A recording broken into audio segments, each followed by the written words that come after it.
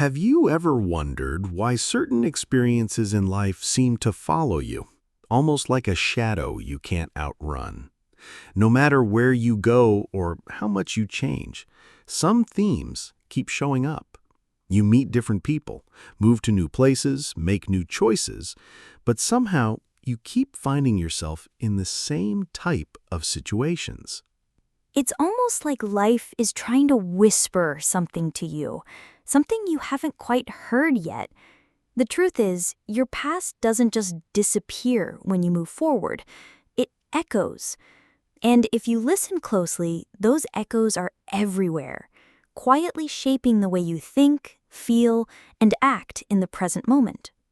Today, we're going to explore 3 powerful signs that your past is still echoing into your present life. And more importantly, how to work with those echoes so they guide you forward instead of holding you back. Sign 1. Emotional echoes. Emotional echoes are the feelings from old experiences that still live inside you, long after the moment has passed. Some are obvious, like a heartbreak that makes you cautious about love. Others are hidden, like a childhood where you were told to stay quiet, leaving you hesitant to share your truth as an adult. Here's the thing.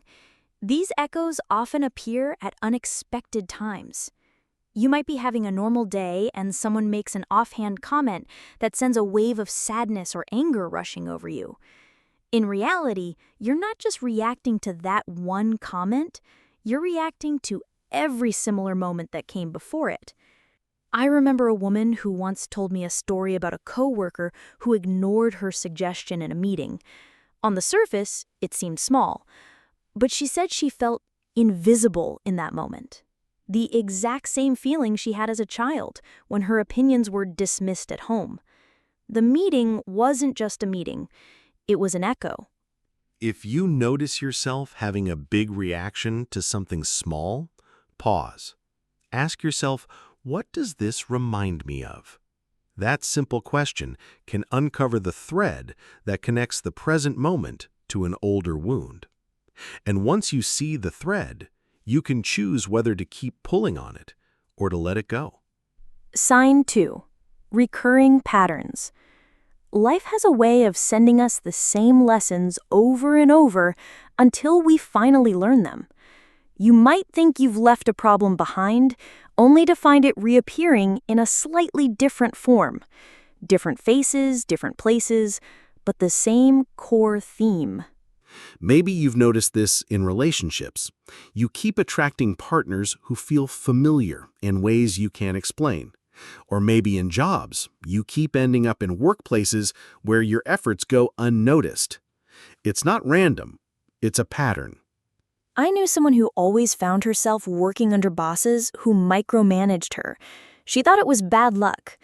But after some reflection, she realized that she'd grown up with a parent who never trusted her to do things on her own. Subconsciously, she was drawn to situations that felt familiar, even though they were uncomfortable. It wasn't until she set a firm boundary with a new boss that the cycle finally broke. Here's the thing. Patterns aren't punishments. They're invitations. Each time they show up, it's life giving you another chance to choose differently.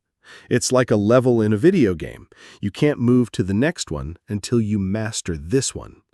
And the moment you respond in a new way, the old pattern loses its grip on you. Sign 3.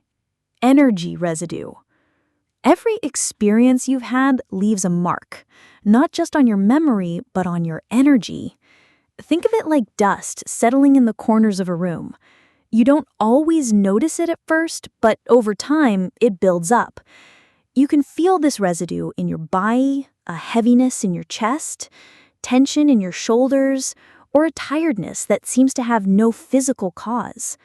You can feel it emotionally, a dull sadness, a lack of excitement, or an undercurrent of restlessness. And sometimes you sense it in your environment. Certain places or people just make you feel drained. I once met a man who said he felt stuck, no matter what he tried. He moved houses, changed jobs, even traveled for months, but the heaviness always followed him. It wasn't until he started daily meditation and intentionally letting go of old resentments that he noticed a shift. His external life hadn't changed much, but his internal space felt lighter. The good news is, energy residue can be cleared.